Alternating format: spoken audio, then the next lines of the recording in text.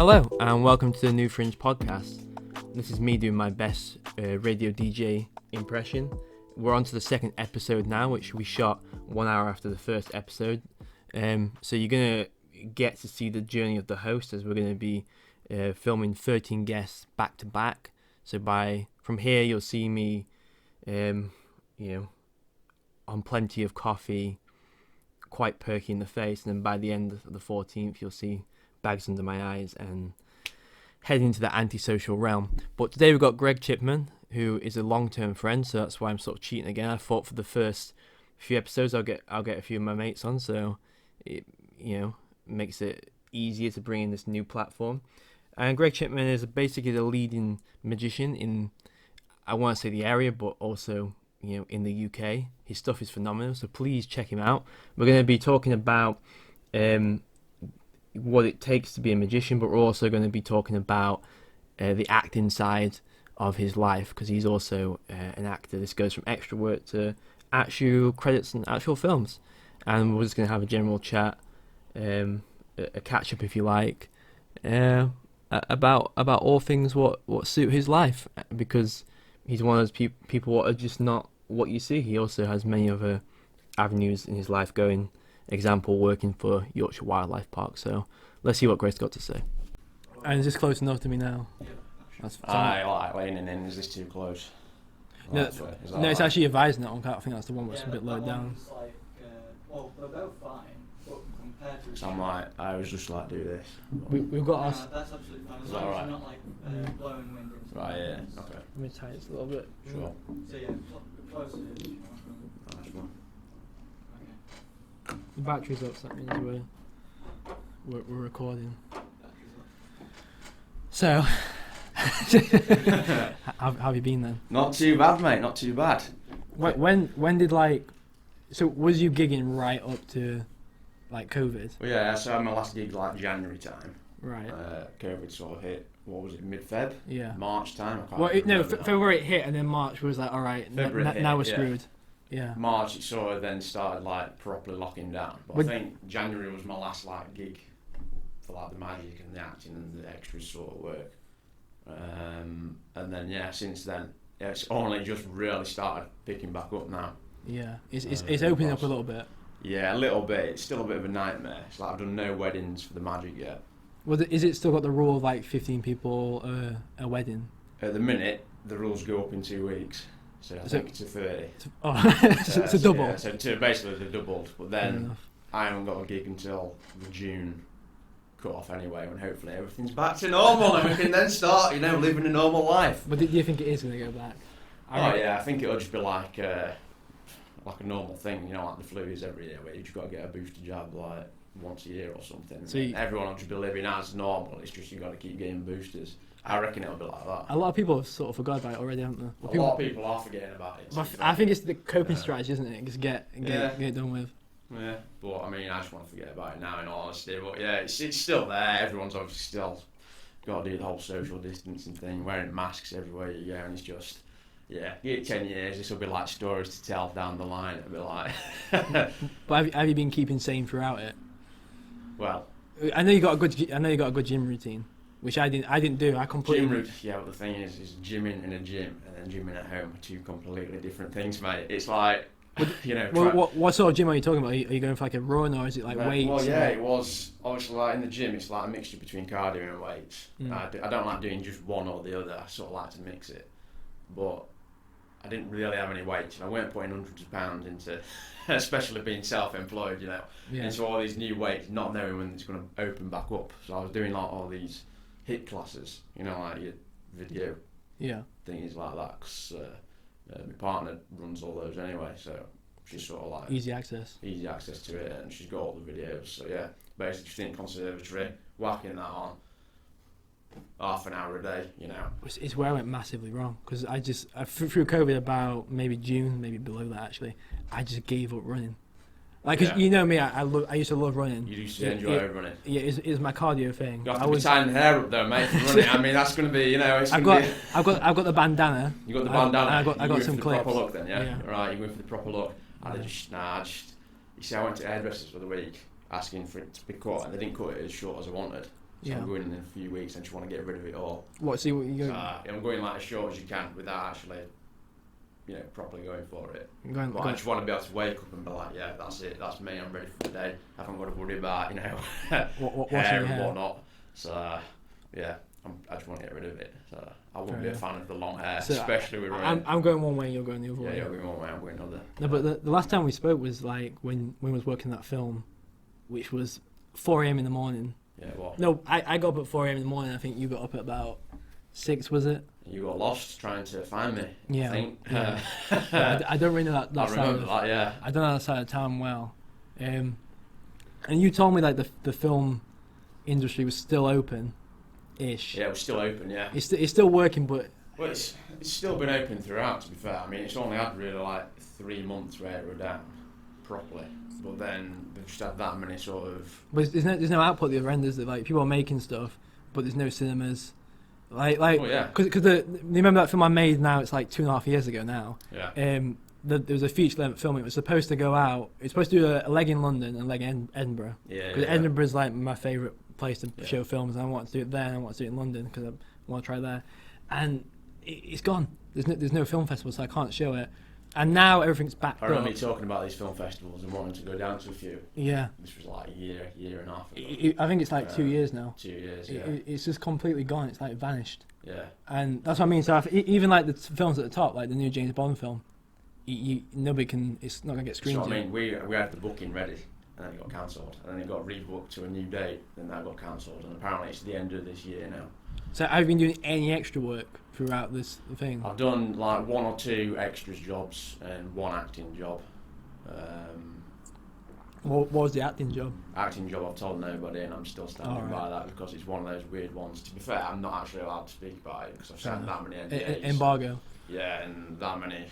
So if like if one person mentions it and it snowballs, then might head be it, in the industry. Fair enough. Ask no more. But yeah, with the sort of acting thing, it's more sort of personal in the sense of I don't tell anybody because I made the mistake once of telling somebody and then telling family and friends, and everybody knows about it, and everybody sat there watching, and my scene was cut. And it was like everybody's there waiting, ready, watching. Oh, Greg, your scene's coming on. Where's it gone? Was it because of that reason though? Because people found out? Or... What do you mean? Like, no, it's nothing to do with that. It's just obviously like. You mean you've hyped the boy up and then? Yeah, obviously it's been hyped up that much, but then they've just not used it in the final edit for the particular program or film or whatever it was. So I was gutted because I was like, I want to see it. 'Cause you want to see it at the end of the day. Something you've worked on, you want to see the final cut. You want to see it there. But totally. Yeah, it wasn't to be. So yeah, until like I get like bigger parts where I know I'm definitely in it, I'm just keeping my mouth shut with anything I'm doing. You'll know this. That's the problem with a lot of like filmmakers what are starting out. They attract actors, and they do a really good job of doing that. But then they don't really do anything with it, or they just sit on the material, and it's never seen ever again. Yeah. It's like I think we got lucky because I stand by this. You taught me the best thing of my career actually. Because I think you and if you remember Haley were the first actors I actually met. I remember you were so organised. I remember you turned up with a book. Yeah. I know, but this taught me a lot of stuff. Yeah. And I remember you telling me about. I'm not obviously not going to name anybody, but I remember you telling me about you did a short film with somebody. I won't say who, and they didn't use it. I think I remember. Yeah, and that was like my first lessons where it's like, okay, you can attract people like you are willing to help people are down, but they've starting out, but you've got to use the material. You've got to try and do something with it, and I think that's where a lot of filmmakers go. Even if you just put it on YouTube or just try and do something with it. Well, that's it. Even if you just get like a few screenshots, just it's something like keeping your social media presence, and it's been hard for this past year, but just to find content. Well, honestly, it's been an absolute insane ride. We checked out the house in Ossett, I think early February, and we're in a complete panic. Well, I didn't know what I was going to do. I've got films what aren't being showed yet. Yeah. I've got everything everywhere, and then it slowly started building. And now we're here and doing this podcast. So I think it's interesting that, and this is what you told me as well. You just got to keep plugging away. And I think the opportunities. You just got to stick with it. And the opportunities That's exactly it. Yeah. That's exactly it. Because I wouldn't have got the acting job I've just done if I didn't sort of stick with it. Yeah. It's sort of just like networking. Networking's massive. But Getting to know everyone and everyone. But the thing is, in the industry. But you're legit.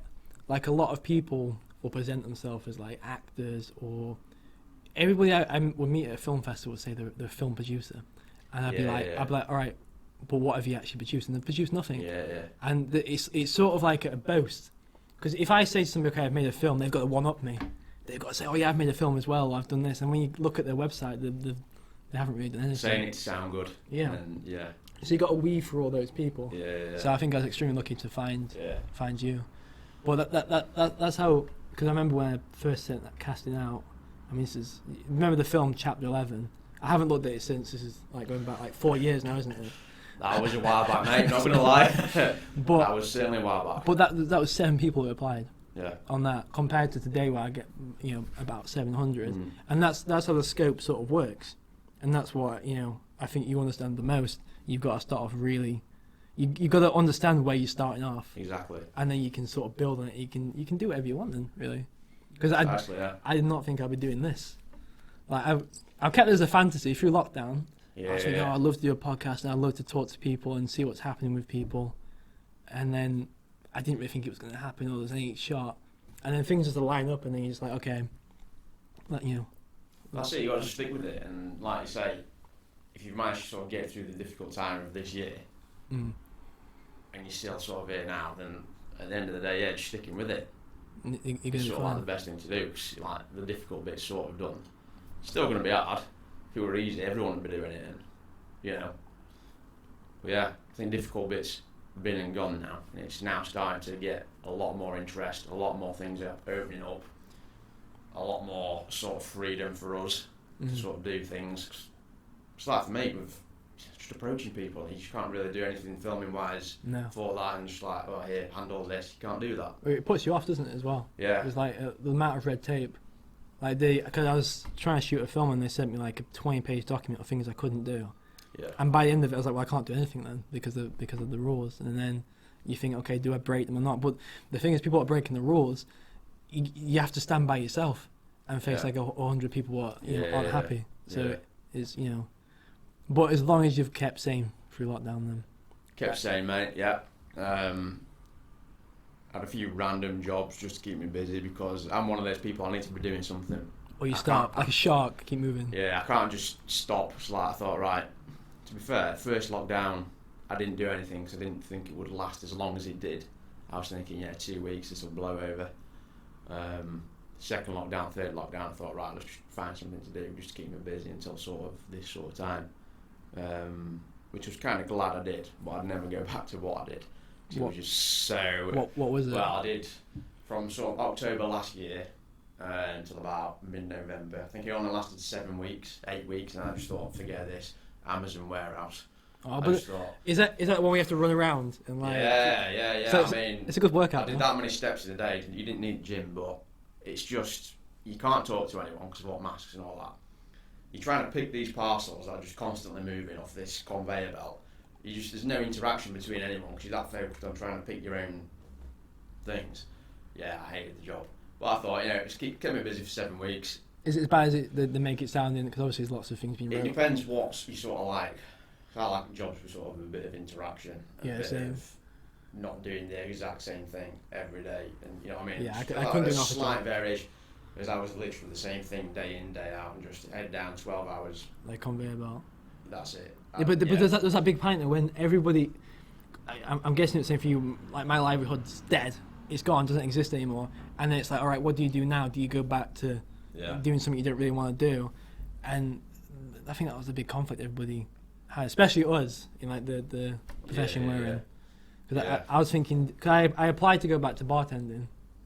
I didn't really want to do it because I just worked to get out of it, and then I've got to go back to it. It didn't happen in the end because the restaurant shut down. Yeah. So, but then it's like my two skill sets are basically working in a restaurant and this filming. So this is why though I thought this was a great opportunity because I've got another job now that I do 2 days a week, which fits in perfectly with doing any other projects.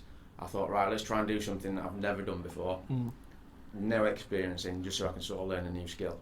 So now I'm one of the maintenance guys at Yorkshire Wildlife Park. Oh, cool. And I have no experience in it whatsoever. But I've been there sort of 6 months now, and I know how to sort of do general maintenance, general plumbing, general whatever. You just like picked it up as you go. I'm picking it up as I go along. I thought it's quite a handy skill set to have. Before sort of starting there, I knew nothing about it, so I might have acted a bit on my CV and. No, you've got everybody doesn't it? Well, to be fair, they weren't looking for people specifically for that had those skills. So what was the actual job title then? Maintenance assistant, of the park. But they were looking for people more that sort of can interact with people when they're in the park, and people that are not just going to shy away. If someone says, "Oh, can you help me with this?" or basically they're looking for people that are just willing to sort of learn and sort of go along with it. So yeah, I applied for it, got it, and there I am. I only do 2 days a week, but it's interesting. So the place is open and it's functioning now. It's open, functioning. We've got the new site at the new end, sort of the new restaurants. And I haven't honestly been in about six years now. It's quite good now, to be fair. If you haven't been to the new side, they've got a cracking little coffee place. Obviously for kids and all that, we've got a massive indoor play area, which isn't open yet. But for the kids, in brackets for out. the kids / adults are going to have to sometimes run into that. It's kind of like a drop slide, hasn't it? If I'm thinking of the right place. I'm sure it's like a really big slide. It's if you've not been in 6 years. Is it gone? It's the drop slide. I don't think is there. All right. I've not seen a drop slide. I don't want to go now then. Since going, but yeah. No, mate, the new play area, you'll be loving it. So yeah, we'll try and organise like a big group get together, and all go down. That sounds but good. No, it's definitely worth a visit if you're in the area, and it's free to get in the entrance side, but then you've got to pay to get in the park, obviously. So you're doing this part time, just part time, yeah. That I think that's what I'm looking for now as well. Just something part time, just so I can get back on my feet, and it's opening up, isn't it? Yeah. There's opportunities happening. That's the thing. Everything's opening up now. But it's like this podcast. I mean, I was telling you a bit about it downstairs, but we're all scattered. Like I said, I was going Leeds way, trying to build films there, try to build films in London, focusing on that, and then this happens, it locks me down, and I was talking to Peter about it as well. It made us look within. Yeah. Because my whole life is like I've never really stuck myself to one place. I've always wanted to go out, and then it's forced us to come back home and start looking, and that's what everybody's doing here. Yeah. So everybody started working together, and we sort of like realised we can actually probably build something here, hence this podcast. And it's an area as well. Yeah, it's not too far. I suppose like even though like obviously it's like the city centre and all that, like Leeds or Manchester or London or wherever it is. It's alright, because I know a lot of people that sort of move, let's say actors that I know, that have moved to London for work, but then they've realised actually it'd be better still living wherever they're based. Yeah, because they've got no contacts. They don't know anyone, they don't know where anything is really.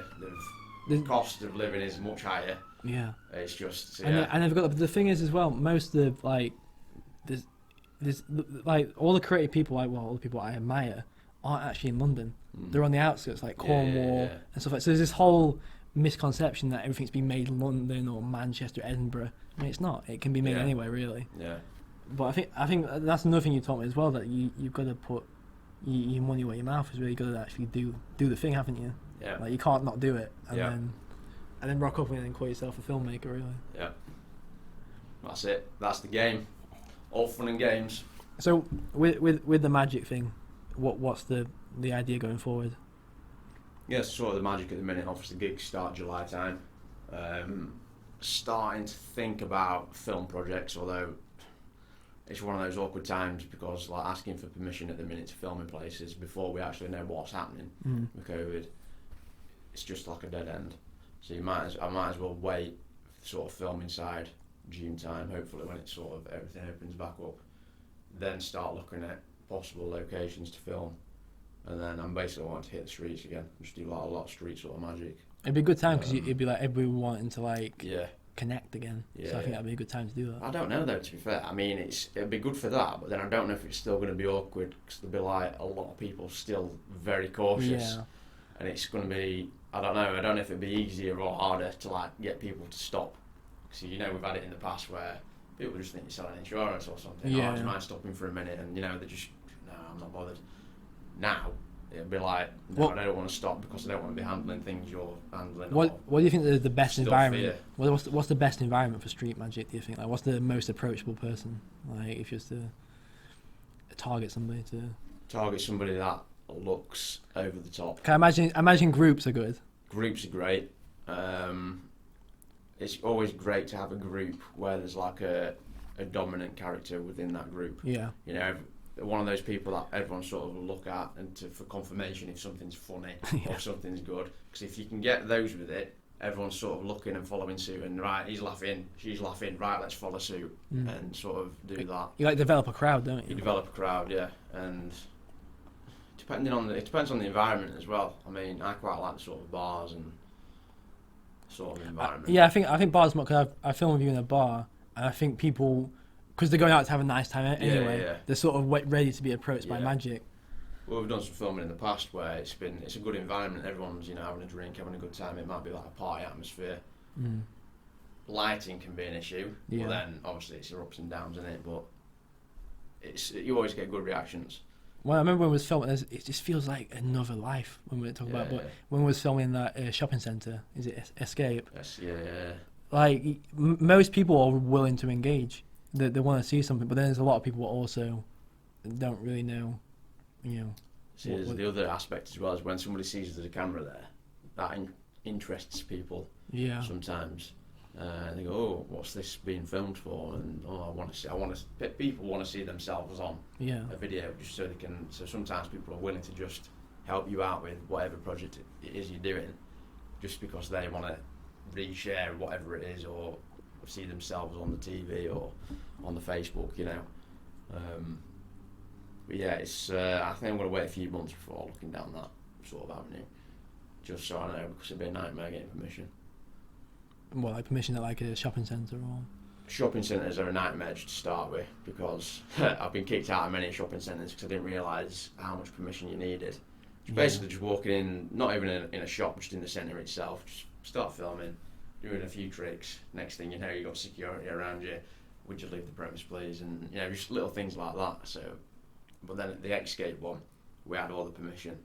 I'd learned from previous. Why do you think that is? Do you think it's just because they don't? Is it I like? don't know. I think it's like advertisement, or like you advertising and they want their own entertainment. I don't know, to be fair, because I mean, it's doing them a favour because it's creating like it's doing them atmosphere. a favour in a way. But then you think the amount of TikToks and Facebook quick videos that are going on anyway without permission, and just because you're there for an extra minute, but doing something towards your own business, you now need permission.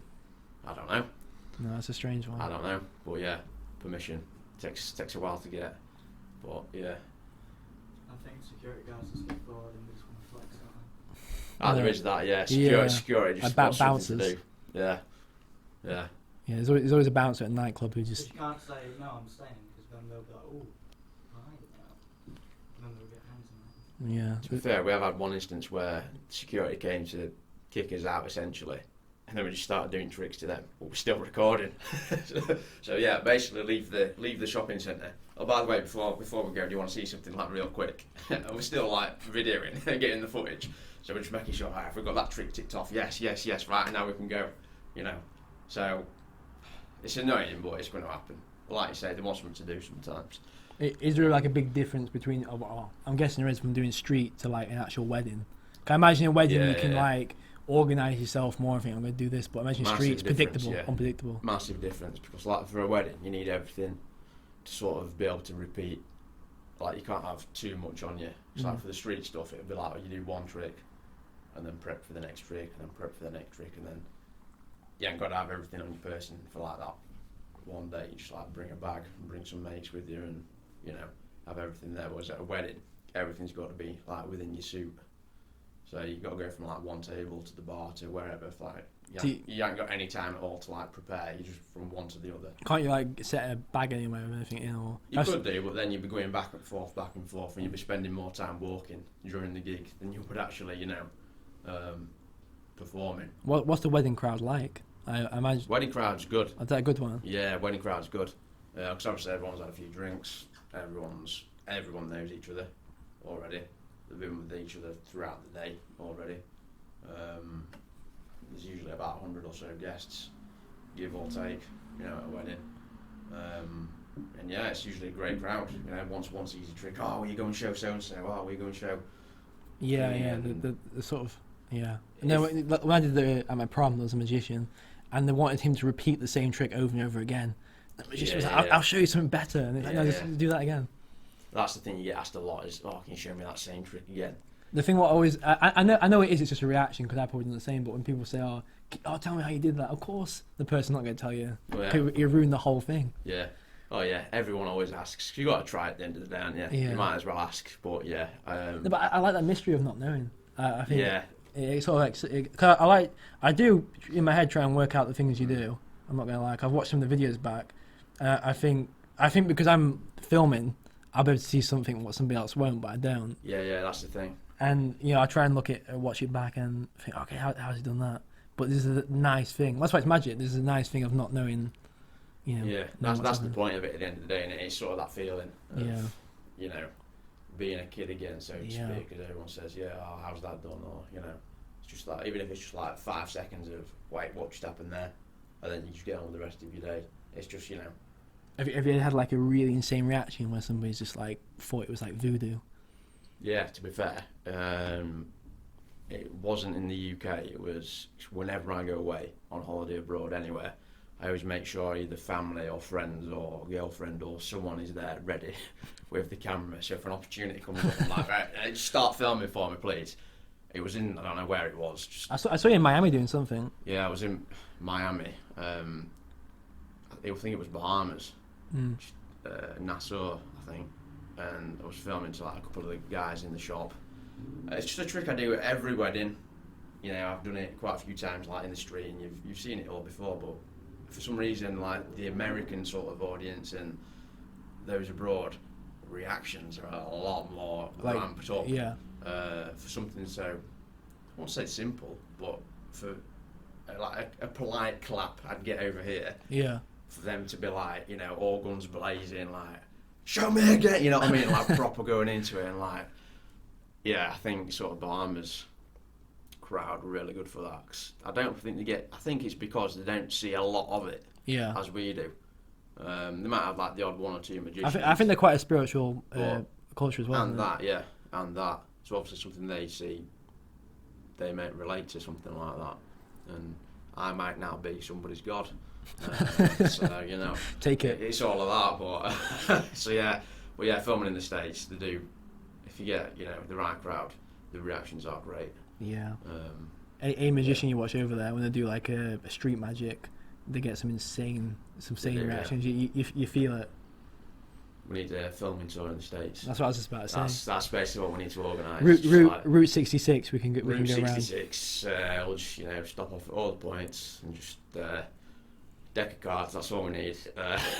No, but you do it that way. What I love as well, which is you do it the no sleeves way. Like you don't have any sleeves on. You approach quite modestly as well. Because I think a lot of magicians, they either try and ramp it up into almost like a carnival thing, and it's a bit. You try and work out their personality before you're looking at the magic, and then there's the ones who I actually like the ones who really downplay it, like they turn up with like a tracksuit on and they've got no sleeves. As soon as I see a magician with no sleeves, I'm just like, oh fuck. You're like, what's going to happen now? Yeah.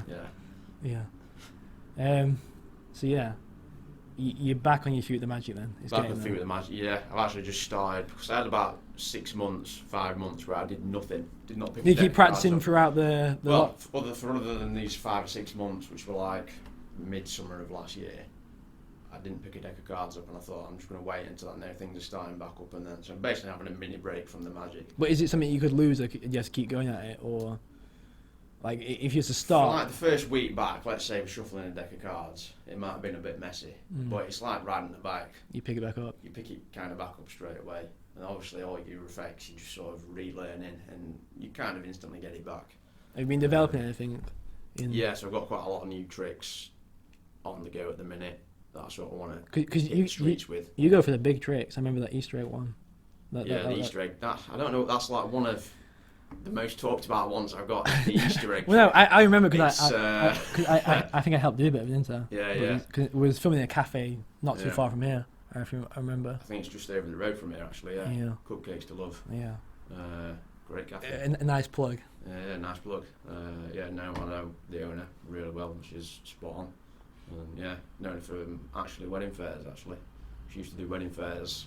Is that your network around Doncaster? You just one person, like word of mouth. Yeah, it's sort of what I've done, and it sounds like you're doing sort of the same thing. One person, word of mouth. Use any sort of opportunity to sort of meet someone new. So if I'm at a wedding fair, I don't know if you've ever been to a wedding fair, but you're like all your stalls and stands, and there's about, can be anywhere from like 20 to 100 stalls depending on which one you go to.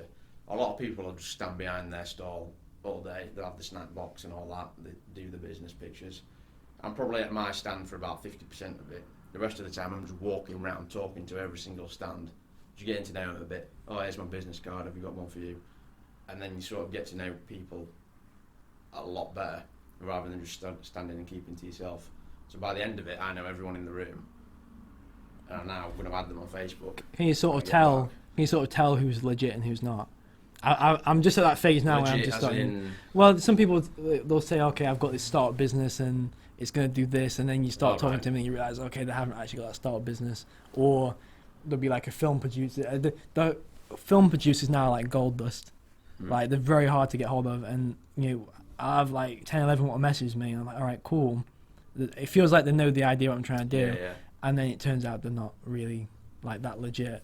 And that's the thing with networking. I'm still learning. Like if I'm at a function and there's 15 people talking to me, I'm still trying to work out what 2 people actually want to help me. Yeah, well, no, that's good to be thinking like that. But like you say, it's just getting through enough people to actually find that one. Yeah. And that's why you got to put yourself out there, haven't you? And that. Depends how many people like seeing your material as well. Like if there's a lot seeing it, then you get more messages and what snowballs. What came first for you? Was it the acting or the magic? Magic first. Yeah, definitely the magic. Because I think you say you're studying law or something like that. Yeah, so I studied law. I had no intention of sort of going down. But did you get the whole degree and everything? Yes, I've got the degree. So you could potentially become a lawyer. Yeah, so basically I can pickpocket someone, get myself out of it, and then But yeah, basically I studied law with the intention of going into the police. Oh, police. That's all I wanted was just the police. Asked me what I wanted from being a kid up till about 21. Police. Tried 4 times, got as far as you can get, unsuccessful. So I thought, right, let's try hobby. Let's just wing it. Try this hobby. How far back the magic go? Did you start like when you was really young? Started just as a kid, just at family and friends events. By events, I mean like New Year's Eve get together. But you never thought it would ever take over? Never. No, it was just like a side hustle, side hobby. Just a side. I wasn't even getting paid for it. It was just, there's a trick. Do you have any inspirations, or you just go straight into it and just start? Yeah, so obviously I'm following like, as a kid, it was like David Blaine. Yeah. Loved sort of David Blaine's work. Then Darren Brown sort of hit the scene with his psychological sort of work.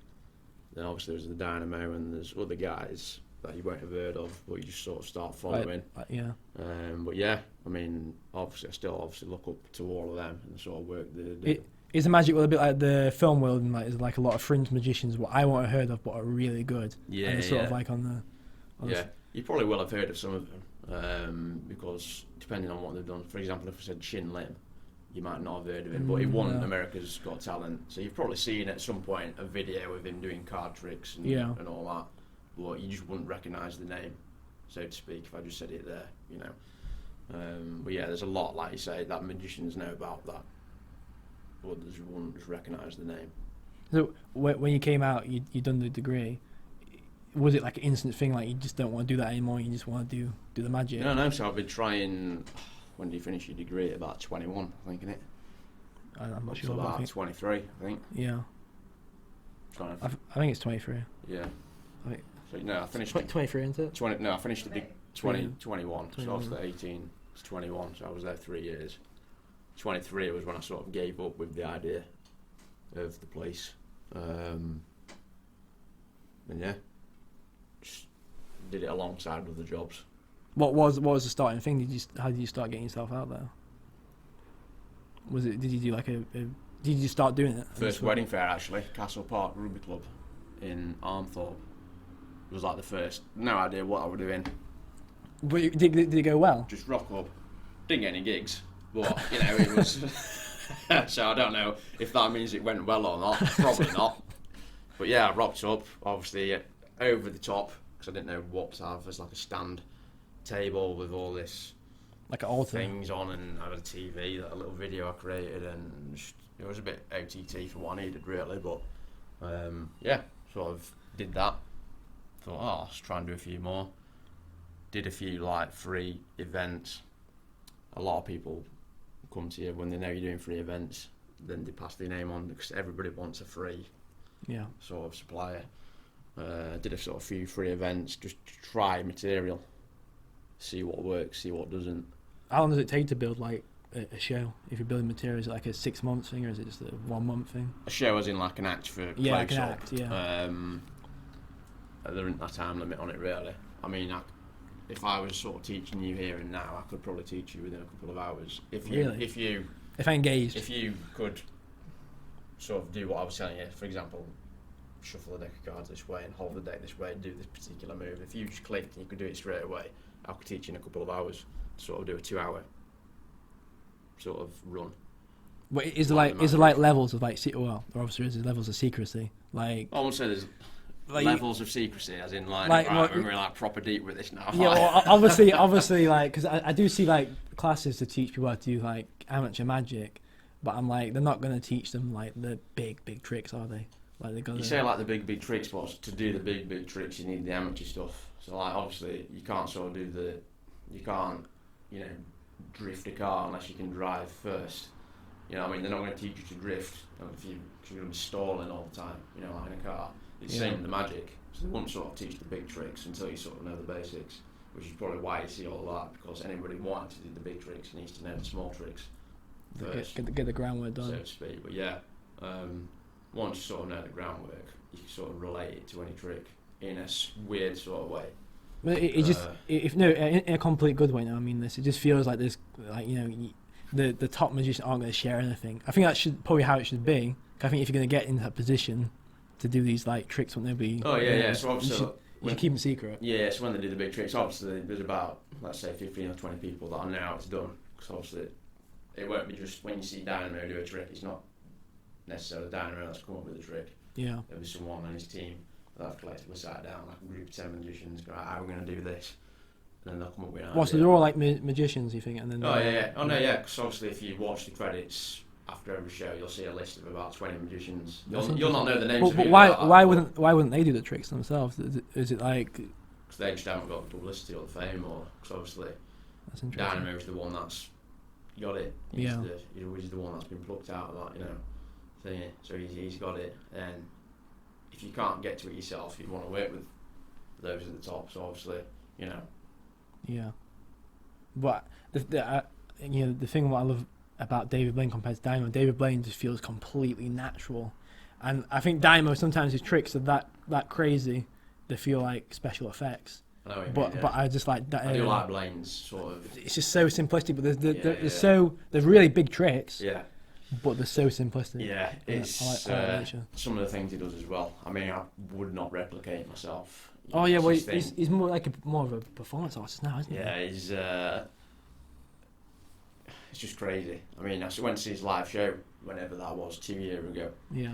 And you just think, I'm not going to try replicating that. Yeah, but he does them for real, doesn't he? Yeah, he's not for real. It's just crazy. It's just like the simple thing. I say simple thing, but it's a long, sharp, whatever pole. Or he puts putting it through his hand. There's 101 ways to do that as a trick, but you can actually do it if you get the right spot. But would you want to try it? No, he wouldn't. But he's got the.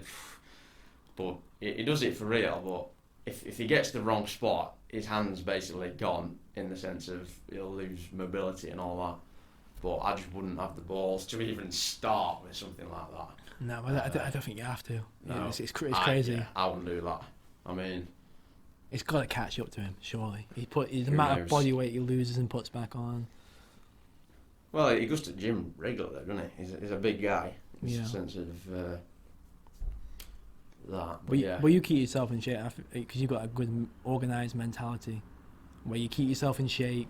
If that's how it comes across, then I'll take that. No, you should take it because I'm like I said, I get lazy with running, And I think when you run, it sort of puts you in a good mental state to then write notes down for the. I think it all builds. It's like a building block, isn't it? Yeah. And that's what you're spot on. Yeah, no, I like to obviously going to the gym regular and all that. I think it's important. You've got like for your mental. A routine you stick to. I'd say a sort of a routine. I obviously do like a few weight days, then one cardio, a few weight days, one cardio. Just because I don't want to be like either massively, Hulk, The Rock. Yeah. And I don't want to be the other extreme of massively cardio athlete. I just want to sort of like combine the two. So I'm not like looking to be like, like, I don't know who everyone looks up to with regards to physique and all that. But I don't want to be like, like I just said, like The Rock and all that. That's just healthy. Just healthy, yeah. As long as you sort of feel healthy in yourself, at the end of the day, that's all that matters, isn't it? No, if you maintain that through lockdown, though, I think. Well, to be honest, everybody in lockdown sort of been running. I've seen so many more people running. Loads have been running. The streets have been littered with runners. Like the Gymshark logo is everywhere now. They must be making some money now. Gymshark are on it, and this Peloton bike thing that I keep seeing advertised. It seems to be everywhere. I haven't seen this. It's just one of these bikes, but you've got your personal trainer on the screen in front of you, so you join a class, but it's virtual. Oh, it's like a Zoom thing. Yeah, it's like a Zoom, but then you're biking, and so yeah. No, but this is the thing. When I get lazy and I don't do things like this, I sort of think it's all right. But I think if I actually did force myself to do something like that, I might actually probably benefit from it.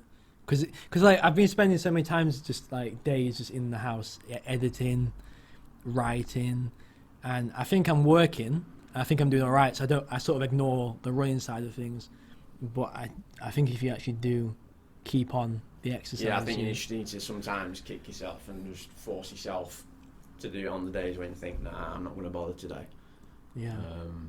Because today's going to be one of them days for me where later on I'm not going to want to go, but I'm going to force myself to go. Is this back to the gym or just to the gym? Yeah, because I've not been since, I don't know, 4 days ago, 4 or 5 days ago. So today's like a day where I need to do it. I thought either I'm gonna have like a really early morning. I just thought, nah, forget that. Or I'll do it later on today. So I need to force myself later. You don't want to share secrets on that film you're talking about, but I would like to know what the set of is it IP Man? IP Man, mate. Yeah. Or do you remember when I sort of got the extras job for that? Yeah. I was with you on, I don't know, at Starbucks, I think. Yeah. Okay, that's the one I'm most excited because I absolutely love those films. IP Man. Did you do it in the end? Yeah, we did it. Yeah, we were just like army training, just like doing. I don't know. I've never watched any of the films, so I don't really. this is the weird thing. I don't really understand it myself. Have you watched them since? No. No, so I'm still a bit clueless on it. But yeah, it was just basically like 2 or 3 days of just doing like the army PT style. So you got like your sergeant or whatever. Is this film local or? We filmed it in Leeds sort of area, actually, one of the closed airports. Interesting. It's a disused sort of airport. Because it's an Asian film, isn't it? Yeah. And they're filming it here. Yeah. So that's interesting. Yeah.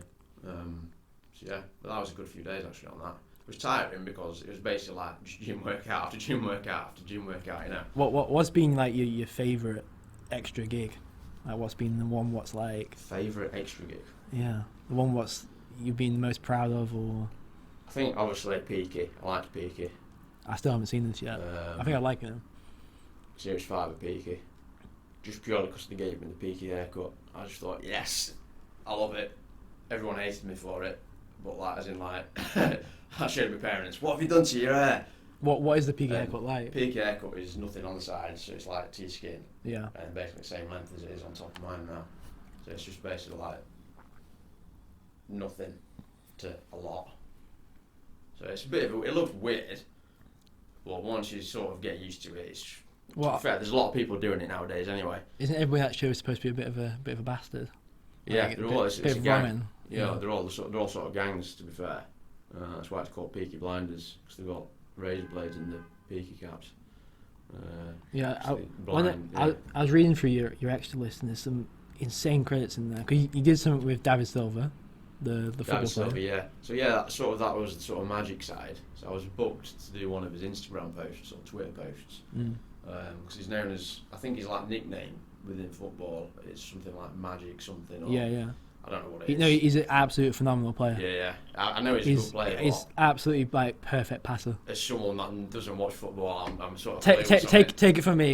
He's good. He's a genius. So anyway, in one of his posts, basically what he's doing is cutting cards, and then throwing them at, and then one of them sort of sticking. What was the idea? Was that just like a commercial? Or? I don't know. It's just one of his general Instagram posts, Facebook posts. Just sort of. I think it was to promote something that was up and coming. To be fair, I think there was like a major football match on it. It was like 2 or 3 years ago when I did it. But yeah, so I was sort of hand doubling for him. So it looks like it's him cutting the cards. That's so it cool. like cuts between him handling cards and then going down on me doing the stuff. And so it looks like it's him sort of cutting cards and then throwing them at this screen where it's me doing it. But that was a sort of interesting shoot. It's interesting because you're sort of playing your acting and your magic side off of each other as well. Yeah. That's a bit of synchronicity. Yeah. But no, it was a good day, that. Obviously, that to tan me up a bit, which was weird because I had all this fake tan on, and then I had to handle cards, so it was a bit sticky. Showed them a few tricks, sort of afterwards. Have you ever been on like one of these sets, and then there's just somebody ultra famous, and you've not like recognised like who it is, and you've just been like talking to them? Yeah. So obviously there's that. I forgot what the name of it was now. This is the thing, like when you do. Didn't you tell me a story about is it Keira Knightley or something? Keira Knightley, yeah. I just forgot the name of the show or the film, but they were filming locally for one of the scenes. Yeah. Anyway, I turn up to the set as normally do. You check in with sort of unit base and all that. You're in costume. I just think I was like a security guard for one of these big gates that opened and closed. General day as an extra. Anyway, just going through a door. Someone lets me by. I say, oh, cheers, thanks and all that. See them a little bit later on. Start talking to them, thinking, oh yeah, just another extra. Just wonder when do we start filming and all this. Anyway, I then go back to sort of like the group I'm sort of hanging about with. Yeah. And just having a coffee and all that. And you're just talking to Keira Knightley. I'm like, you what? Keira Knightley? She as in like, what do you mean Keira Knightley? As in Keira Knightley? But did you just not recognise it? Or no, I didn't recognise it. Or was she using like costume or? No, she was in costume, but she had like zero makeup on and anything like that. Yeah. And she was in like a costume where it was like, I forgot what the costume was, but she was basically down. It's like a period piece or? It wasn't a period, but she was not like, it wasn't a scene where she was going out. She was like proper played down. So yeah, I just didn't recognise her. So she let me through her door and said, oh yeah, cheers. Just casually just saying, oh yeah, cheers, thanks. And just talking to her later. And then one of them says, oh, you're talking to Keira Knightley. I'm like, oh, right, okay, nice. Yeah, good job I didn't start spilling the beans on anything then, innit? Just saying, oh yeah, right, when do we finish? Talking to the main cast. That's crazy. We're a good shoot though, to be fair, because all local ones are.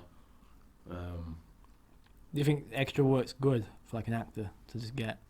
Because the thing, because everything you tell me about the debate. No, because everything you tell me about sets, I reckon would be really useful to learn. About half of what I've done would be useful, half wouldn't. What the half not? Because you get days where you're on for like 10 hours and you're used for about 10 minutes. Well, you're getting paid for you get paid, but you're just getting paid to sit around waiting. I don't like sitting around waiting. I want to be doing something. Yeah. Well, that's what I don't understand. What the schedule of these films? They hire all these extras and then just make them sit around. Why don't they just like schedule them at times? And I don't. Because they've still got to pay the minimum day, so they might as well have them in. This is the reason, just in case, in brackets. But you think the film production would have worked out. It's like if you shoot an army film, there's 500 extras, you think you have 500 extras ready. Yeah. I don't understand the weight. Yeah, so half of shoots are like that, but the only extras jobs I sort of do now are the sort of featured ones that I know I'm going to definitely get used.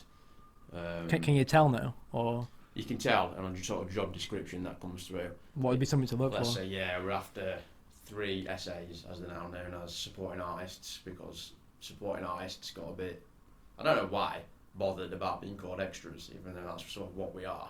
Yeah. A lot were sort of upset by that, so they're now called essays, supporting artists, but that's another debate. But yeah, It's still acting as an extra, isn't it? Because you still got to be fake. You can't. You can't be in the background juggling. Still can got to you? do the scene, yeah, like you say. But you can't tell on a job description which ones are sort of going to be more featured and which ones aren't. So let's say they say, yeah, we need 3 essays for this sort of job to play so and so's mates, but we need 100 essays for. Right, I know 3 essays are going to be featured. There's only going to be 3 of you. I think the tough thing though, the films are already made. They've already got somebody in mind to be the actor, haven't they? And then when it comes to like, it's very. They usually in areas like here, if they try to find new talent, they'll cast out and they'll accept anybody. If you know what I mean. They usually do that for like 1 days, 2 days, you know, like quick scenes. But yeah, most of the time, by the time the extras jobs come out, it's previously been cast a year before that, probably more. It's like for the one I've just filmed now, I was casting it end of 2019. And you've just like filmed it? And I've just filmed it. It should have been mid-2020, but obviously COVID and all that. So that was like 6, 7, 8 months prior to filming. Yeah, but some extras, that's how they make a living, isn't it? They actually... Oh, I know a lot that's sort of on the go all the time. Any job, just yes, always available. And then they love it. They live for sort of going from one place to another, one film set to another. But is it actually sharpening your acting skills, or is it just... that would be my worry. That's as far as you'd get in terms of extras work. You won't get much acting work. 'Cause once you're sort of stuck in that extras, you need to start saying no to jobs. You just see it as like an extra out to the acting world, yeah. Yeah, that's why I always when I started making films, I knew in my head I wanted to be a director, so I was never going to become like a sound operator or a light operator. I'm just like I'll just end up in a corner, just doing that when I want to be, doing this. Yeah, so you need to be willing to say no to jobs, even let's say it might sound like a great job, just because if you got a job, let's say as an extra on Corrie next week, right? You know you're not going to be able to be an actor on it for a good year now, if an acting job came up. So you're basically just written off the show. Well, the hardest thing is people using people like me for a cameraman, and I absolutely because I would prefer just to tell my own story of somebody's life in my own way, if you know what I mean. But I'll get approached by people, and they'll pitch me this whole idea, and they'll go, "Okay, you'll film it, won't you?" And I'll feel like, no, you can get anybody to film it. Yeah. Anybody with a camera can film what you're doing, because they'll see something I've done and they'll like it, and they'll want to recreate that in their own work, but they'll want to try and do it themselves. But it's like, no, tell me what you want to do, and we'll sort of collab and we'll talk about it, and then I'll throw ideas in like, how about we do it like this, and that's how I want to keep it. I imagine it's the same like acting, like if you're an extra, you're gonna get pushed down into the extra camp. Once you're known as like an extra on a show, that's all you're probably going to get.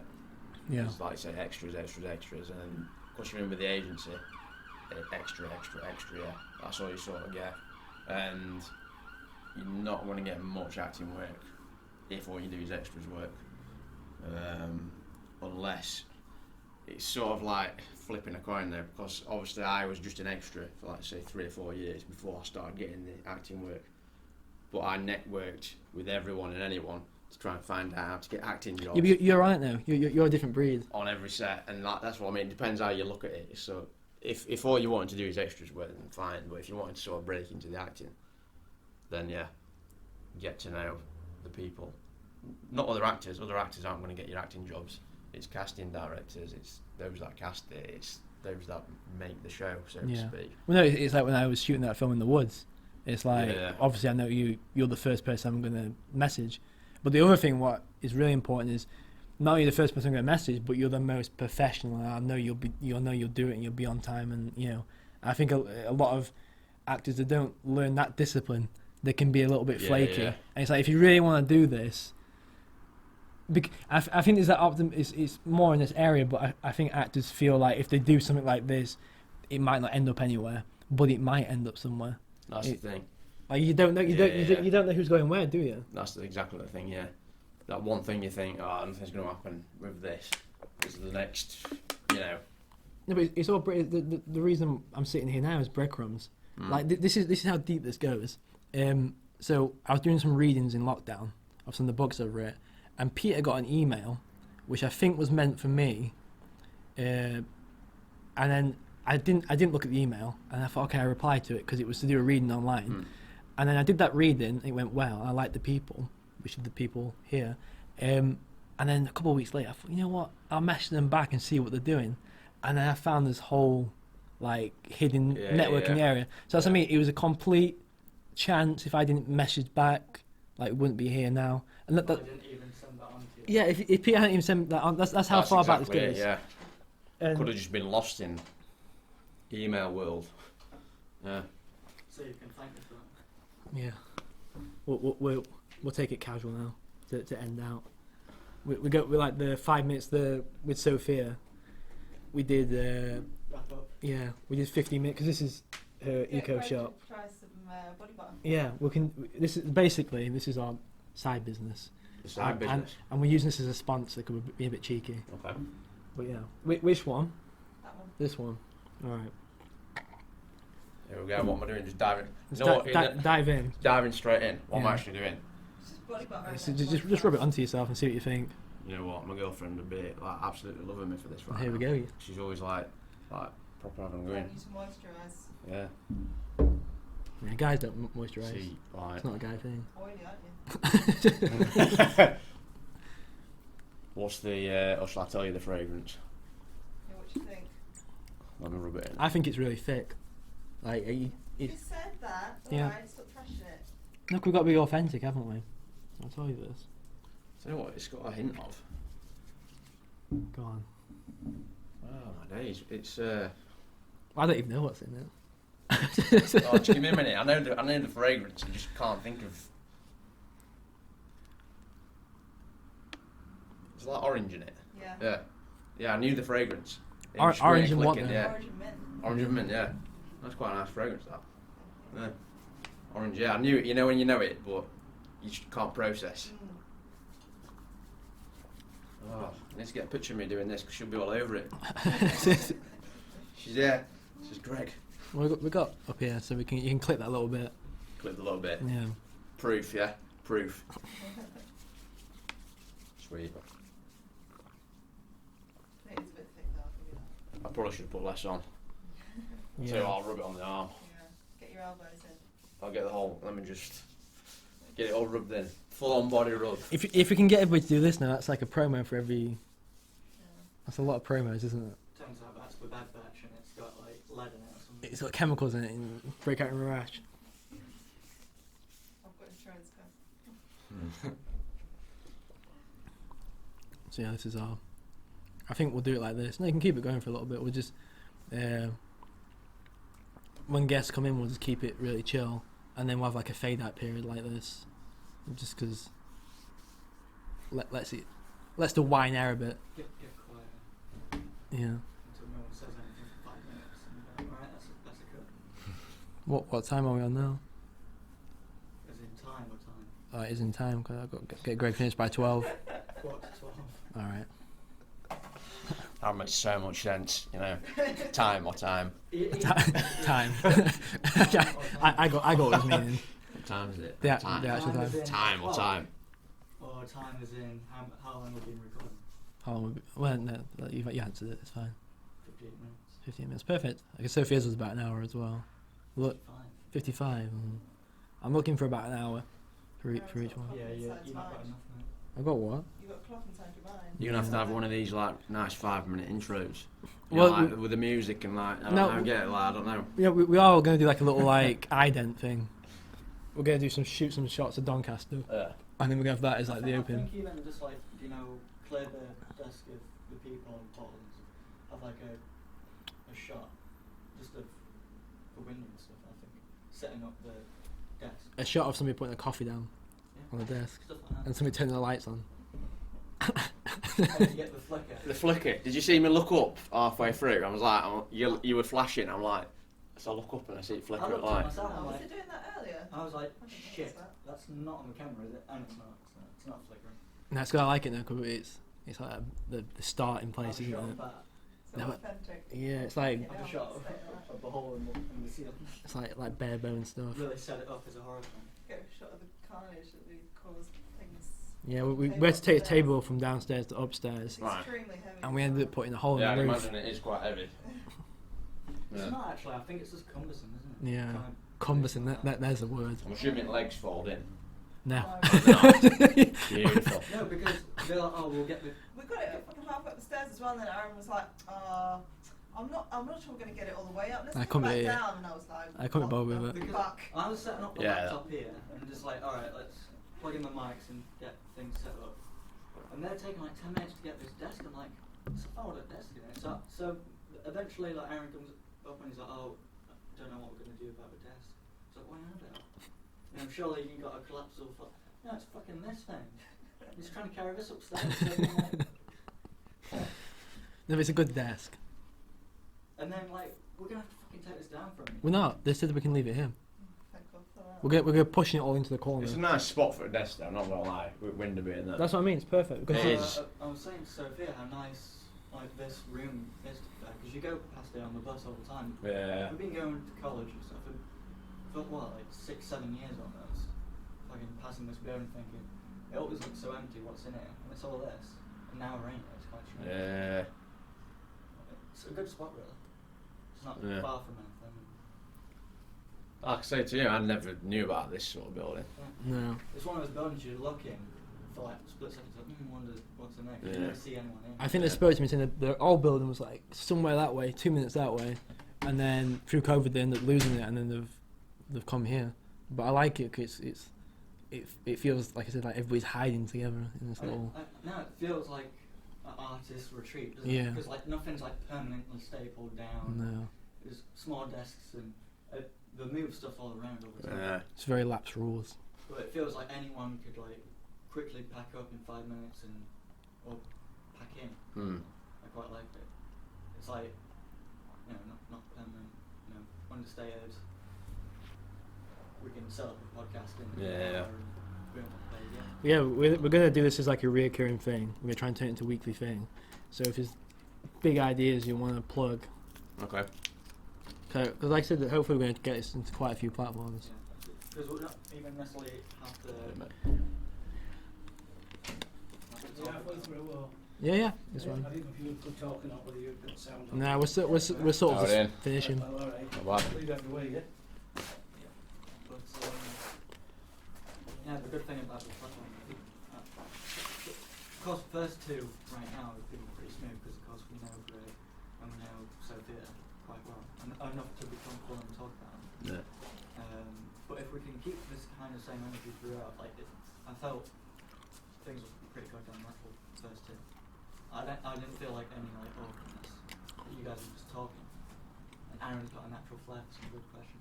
No, this is what I'm. No, because this is why I'm asking. On the ball. I'm asking everybody to send me like a little notes, and I'll just revise them, and I'll just throw them around my head, Yeah. and I'll try and get them out more naturally.